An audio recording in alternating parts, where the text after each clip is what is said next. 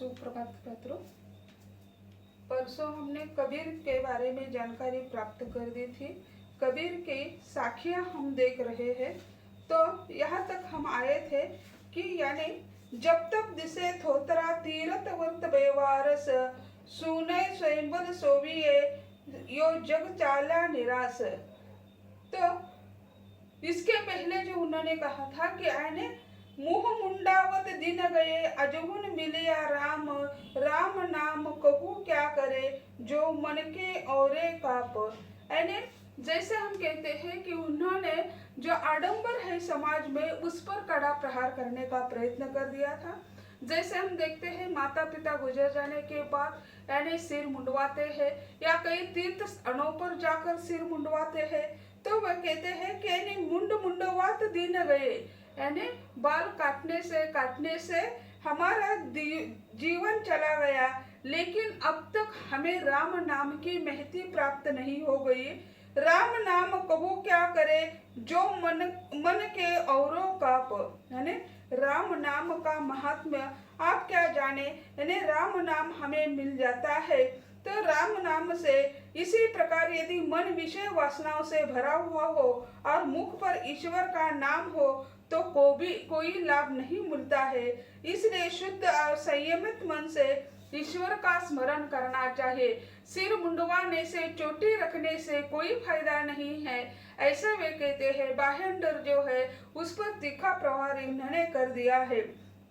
तो यह परंपरा से चले आई घटनाएं हैं। तो बाल मुंडवाने के जैसे तीर्थ स्थानों पर जाकर बाल मुंडवाते हैं या दशक्रिया के समय बाल मुंडवाते हैं, तो वो कहते हैं ऐसे बाल मुंडवाने से कुछ प्राप्त होने वाला नहीं है। मन जो है मन स्वच्छ होना चाहिए, ऐसे वे कहते हैं। जब तप दिसे थोतरा तीरथ व्रत बेसास सुबह सैवल सेविया यो जग चल्या निराश। यानी जब तप करने से वे कहते हैं कि यानी जब तक तीर्थ व्रत आदि में विश्वास करना निरर्थक है। यानी जैसे अपना कर्म सिद्धांत यहाँ उन्होंने दिखाने का प्रयत्न कर दिया है। कबीर जो है कर्म सिद्धांतवादी है, उनके ईश्वर निर्गुण निराकार है। इसी कारण वे कहते हैं यानी जब तक तीर्थ यात्रा करने की कोई आवश्यकता नहीं है, इनके ऊपर आश्रित रहने वाला व्यक्ति अंत में संसार में वैसे ही निराश होकर चला जाता है जैसे तोता जो है एकाध पुष्प को यानी बहुत लाल लाल रंग का पुष्प दिखाई देता है, किंतु वह यानी खोखला निकल जाता है, उसे कुछ प्राप्त नहीं होता है। इसी तरह मनुष्य का जीवन निरर्थक निकल जाता है। मन मथुरा दिल द्वारिका काया काशी जाने 10वां दार देहु तामे ज्योति पिठानी। यानी वे कहते हैं मन को मथुरा मान लीजिए, काया काशी है। यानी मथुरा जो है कृष्ण की मथुरा कहते हैं। और जैसे हठयोग पर यहाँ उन्होंने चित्रण कर दिया है। कबीर हठयोग साधना मानने वाले हैं। वे कहते हैं हठयोगी साधक यह मानते हैं कि ब्रह्मानंद के भीतर परम पुरुष की ज्योति प्रकाशित होती है। इसे निरंजन ज्योति भी कहा जाता है। और यह जो है हमारी काशी या द्वारका ये तीर्थ स्थान माने जाते हैं। ऐसा कहा जाता है कि मनुष्य के पाप धोए जाते हैं वही जाकर। यानी शायद मनुष्य मन ही मन ईश्वर से प्रार्थना करता होगा।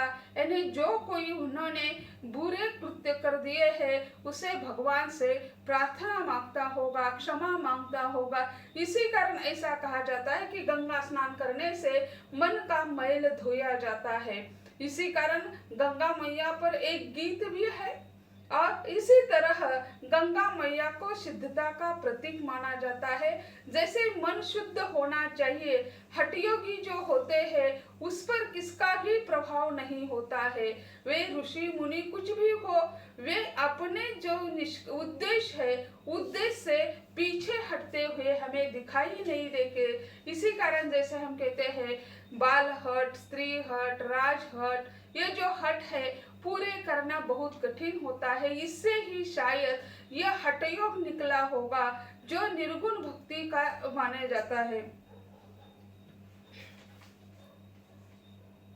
काशी काटे गए तो वे निर्मल नीर, मुक्ति नहीं हरि नाम बिन, यो कहे दास कबीर। काशी तीर्थ स्थानों पर रहने से, यानी गंगा किनारे, काशी में गंगा है, गंगा किनारे अगर हमारा मकान बन गया है तो क्या हमारा मन पवित्र हो चुका है? नहीं है। जैसे हम देखते हैं, मुक्ति नहीं हरि नाम बिना, यो कहे दास कबीर। यानी वही रहकर, काशी में रहकर या गंगा किनारे अगर घर मकान बनवाकर हम रहे और ईश्वर का नाम स्मरण नहीं करें तो हमें उसका कोई फायदा नहीं है।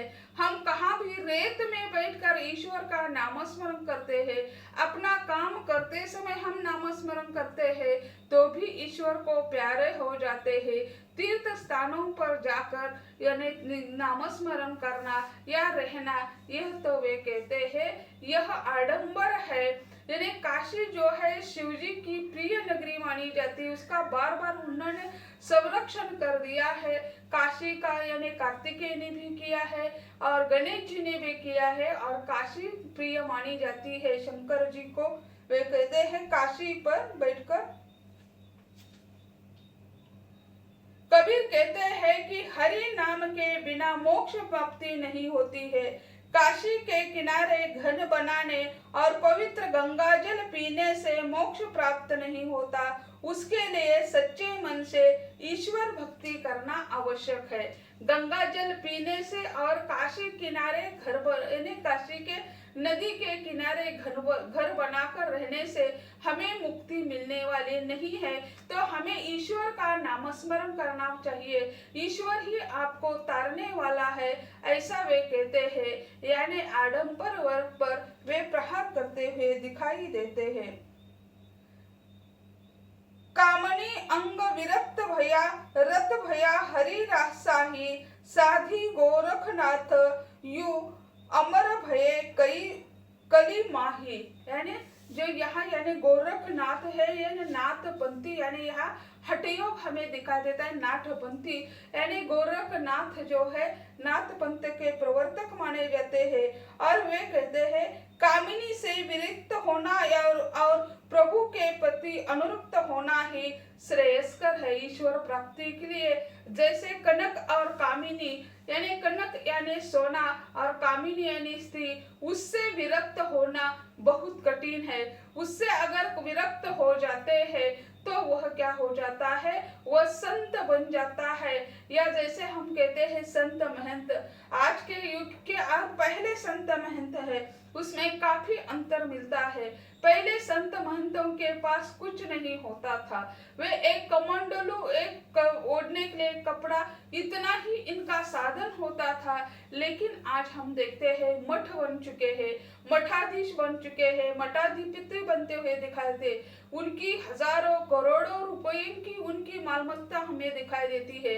वे साधु कहने लगे लायक नहीं है, क्योंकि उन्होंने ना कामिनी से मुंह मोड़ा है, ना कंचन से मुंह मोड़ा है। संपत्ति उनके पास बहुत प्रचुर मात्रा में है उनके पास। इसी कारण कहते हैं कि यानी कामिनी से विरक्त होना या प्रभु के प्रति अनुरक्त होना ही श्रेयस्कर है। इसके साक्षी गुरु गोरखनाथ है, जिन्होंने कलयुग में भी इस आचरण से अमरता प्राप्त की है। गोरखनाथ ने कलयुग में त्रेता युग समाप्त हो गया और कलयुग प्रारंभ हो गया, और कलयुग में एक गोरखनाथ आते हैं। उन्होंने कलयुग में होते हुए भी यानी मोक्ष प्राप्त कर दिया है। जैसे मोक्ष प्राप्ति के लिए चतुर्वर्ग जो कहते हैं कि यानी अर्थ काम मोक्ष, यानी जैसे हम देखते हैं धर्म अर्थ काम मोक्ष। मोक्ष जो है अंतिम माना जाता है, मनुष्य के जीवन का उद्देश्य जो होता है मोक्ष प्राप्ति होती है। तो मोक्ष कब मिल सकता है, तो मोक्ष जब हम कामिनी और कंचन से अलग होकर ईश्वर की भक्ति करते हैं, तब हमें यानी मोक्ष मिल जाता है, ऐसा उनका कहना है। निंदक नीरे राखिए अंगनी कुटी बांधाय, बिन पानी साबन बिना निर्मल करे सुभाय। तो एक अच्छा उदाहरण उन्होंने दिया है। जैसे वे कहते हैं निंदक जो है निंदकों को अपने आंगन में कुटिया बांध कर देना चाहिए। निंदकों को कभी बुरा नहीं कहना चाहिए, क्योंकि अपने मन का जो मैल है वह बिना साबुन से धोए देते हैं। क्योंकि अनेक जब हम शरीर पर कपड़ा ओढ़ लेते हैं वह गंदा हो जाता है, तो उसे हम साबुन से धो लेते हैं। लेकिन यहाँ जो निंदक है तो वह निंदक क्या कर देते हैं, हमारी निंदा करते हैं, तो अपने आप ही हमारे मन में होने वाले या हमारे वर्तन में होने वाले जो दोष होते हैं वे निकल जाते हैं, वे ठहरते नहीं है। इसी कारण कवि कहते हैं निंदक को अपने आंगन में कुटी बांध कर रखो, क्योंकि बिना पैसा दिए बिना अर्थ खर्च किए वे आपको सलाह देते रहते हैं। यानी झगड़ा होता है, यानी दो व्यक्तियों के बीच, दो भाइयों के, दो परिवारों के बीच झगड़ा होता है तो हम सुलझाते नहीं, आपस में हम कोर्ट कचहरी करते हैं। दोनों पार्टियां दोनों वकीलों को पैसे दे देते हैं झगड़ने के लिए, वे कोर्ट में झगड़ते हैं दोनों विरुद्ध पार्टियों से, और जब अपने कोर्ट का समय समाप्त हो जाता है ये दोनों झगड़ने वाले जो वकील होते हैं एक दूसरे के कंधे पर हाथ डालकर चाय पीने के लिए चले जाते हैं। हम पैसे देकर झगड़ते हैं। अगर यह मामला हम अपने आपस में ही गांव स्तर पर या परिवार के स्तर पर हम सुलझाते तो अच्छा हो जाता, लेकिन हम ऐसे नहीं, आधुनिक तौर पर चलते रहे। पहले ऐसा नहीं था, पहले गांव का मुखिया यानी सारे झगड़े सुलझा के कोर्ट कचहरी या गांव में पुलिस आ जाता तो लोग डरते थे। लेकिन आज क्या हो गया है, गांव में पुलिस आने के सिवा हम क्या करते थे, पुलिस के पास रहते हैं। यानी अपनी ही जो समस्या है हम अपनी समस्या हम हल कर नहीं कर रहे हैं, हमारी समस्या हल करने के लिए दूसरों को पैसे देकर देते हैं। लेकिन यह कबीर कहते हैं जो निंदक होता है उसे अपने पास कुटिया बांधकर, आंगन में कुटिया बांधकर रखना चाहिए, क्योंकि वह आपको मुफ्त में सलाह देता है। वकील के पास हम चले जाते हैं तो वो मुफ्त में सलाह नहीं देता है, वे कहते हैं आपकी केस फाइल करनी है, इतना खर्चा होगा, तो हम हाँ कहते हैं। भाई भाई का झगड़ा, जमीन दोनों की, फिर उसके कानूनी हक प्राप्त करने के लिए हम कोर्ट कचहरी करते हैं और दोनों का पैसा बहा देते हैं और एक दूसरों को क्या कर देते हैं, कोसते रहते हैं। सगे भाई होते हुए या सगे भाई बहन, आज वर्तमान समय में हम देखते हैं भाई के यानी पिता के जायदाद में लड़की भी अपना हक मांग रही है। अगर वह खुशहाली से नहीं देते तो वह झगड़ा हो जाता है, फिर वो कोर्ट कचहरी करने लगती है, तो भाई और बहन के बीच झगड़ा होता है, फिर ये खून का रिश्ता कहाँ तक चला। यानी वकील कोई मुफ्त में आपको सलाह नहीं देता है, तो अपने आप कानूनन भाई बहन को मिल जाता है। उसी समय जब यह झगड़ा प्रारंभ हुआ था उसी समय भाई और बहन में बहुत बड़ी दरार निर्माण हो जाती है। खून के रिश्ते हैं, भावनात्मक रिश्ते हैं, एक दूसरे की समस्या को सुलझाने वाले ये दोनों भाई बहन एक दूसरे के शत्रु बन जाते हैं, और उसे शत्रु बनाने का काम ये वकील लोग करते हैं। यानी पैसे देकर, उन्हें क्या लेना देना, उनका काम ही वही है, पैसा देकर उसमें झगड़ा लगा देते हैं और फिर दोनों को भी जायदाद मिलती है। तो यह सलाह देने वाले पहले जो थे गांव के मुखिया, गांव की पंचायत ही काम कर देती थी, वहाँ कोर्ट कचहरी नहीं होती थी। तो वे कबीर कहते हैं निंदक को अपने घर के सामने आंगन में कुटिया बांध कर रख दो, क्योंकि वह बिना साबुन से ही आपकी सफाई कर देता है, बिना पानी साबुन से ही वह आपको क्या कर देता है, साफ कर देता है, मन का मैल साफ कर देता है। ऐसी वाणी बोलिए मन का आपा खोय, आवरण को शीतल करे आपहु शीतल होय। है ना, व्यक्ति का क्रोध जो है वह क्रोध क्या होता है, व्यक्ति के संयम को नष्ट कर देता है। यानी क्रोध पर पहले हमें विजय प्राप्त करनी चाहिए। जैसे कहा जाता है जैसा आहार वैसा उनका विचार होता है। जिस तरह तामसी वृत्ति वाले जो होते हैं उनका आहार जो तामसी होता है, यानी सात्विक आहार और तामसी आहार, उससे ही बहुत यानी स्वभाव का चित्रण होता है। स्वभाव उसी तरह होता है। जो कोई ज्यादा तीखा मांसाहार कर देता है उसका स्वभाव तामसी होता है, और जो मीठे पदार्थ खाते हैं तो उनका स्वभाव, या ज्यादा तीखा नहीं खाते उनका स्वभाव जो होता है सात्विक होता है। तो ऐसे सात्विक स्वभाव से वो लोग कहते हैं कि ने ऐसी वाणी बोली है जो जिससे क्या हो जाए, मन का आपा खोल जाए, यानी मन में जो होने वाली दरारें जो है समाप्त हो जाए। यानी मीठे शब्दों में कहो, मीठे वचन बोलो, सामने वाले का दिल न दुख जाए, उसे ज्यादा कष्ट न हो जाए, इसी तरह बोलना चाहिए। वे कहते हैं यानी औरों को शीतल करे, यानी औरों को शीतलता देना। जैसे हम देखते हैं चंदन का पेड़ होता है, उन्होंने अपना कभी भी गुण नहीं छोड़ा है। जैसे कहा जाता है चंदन के पेड़ पर सर्प बैठे हुए होते हैं, लेकिन सर्प विषैला है और चंदन शीतलता का प्रतीक है। क्या उस सर्प का विष चंदन पर चढ़ा हुआ है? कभी नहीं चढ़ता है। ना सर्प अपना गुण छोड़ता है, ना चंदन अपना अपना गुण छोड़ता है। दोनों अपने अपने गुण को पकड़ लेते, लेकिन ऐसा कहा जाता है कि यानी संगत गुण जो होते हैं एक दूसरे के संगत होती है तो वह उसमें स्वभाव में परिवर्तन आता है। लेकिन यह चंदन ने अपनी शीतलता नहीं छोड़ी है। जैसे हम चंदन का टीका लगा देते हैं तो हमें शीतलता महसूस होते हैं। ग्रीष्म ऋतु आता है तब लोग यानी चंदन का टीका लगाते हैं, चंदन का प्रयोग कर देते हैं, और औरों को शीतलता करे आपहु बहुत शीतल होय। जैसे हम कटु वचन नहीं बोलते तो हमें भी गुस्सा नहीं आता है, और सुनने वाला भी गुस्सा से क्रोधित नहीं होता है, वो भी शीतल होता है, हम भी शीतल होते हैं। क्रोध पर नियंत्रण रखना एक बहुत बड़ी बात मानी जाती है। जो संत होते हैं उनमें क्रोध नहीं होता है, वे सात्विक भाव के होते हैं। कैसा भी व्यक्ति आ जाए उसके साथ वे यानी मीठे शब्दों में ही बातें कर देते हैं, उसे किसी से गुस्सा नहीं होते हैं। अगर गुस्सा होते तो वो साधु नहीं होते हैं, वो संत नहीं होते हैं, सत्य विचार जो होते हैं वे उसमें नहीं होते हैं। इसी कारण कबीर कहते हैं कि ऐसी वाणी बोलिए जिससे सामने वाला का आपा खो जाए, सामने वाला कितना भी क्रोधित क्यों न हो जाए वो अपने आप शांत हो जाता है।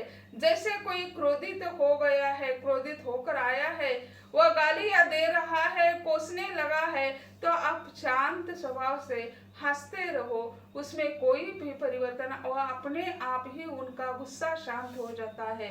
अगर वह कहेगा कि इसका उस पर कोई असर नहीं होता है, इसी कारण वह शांत हो जाता है। तो यानी ऐसी वाणी से, ऐसी कृति से ही क्या हो जाता है, सामने वाला शांत हो जाता है।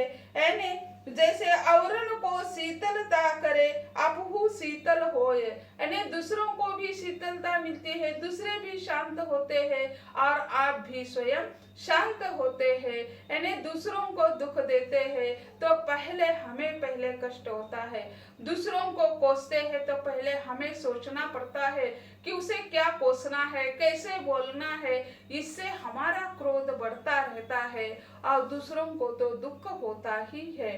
तो यहाँ हम देखते हैं तो कबीर के काव्य में आडंबर जो है उस पर तो उन्होंने कड़ा प्रहार कर दिया है। फिर उसके बाद उन्होंने तीर्थाटन, पूजा पाठ, इस पर भी टीका टिप्पणी कर दी है।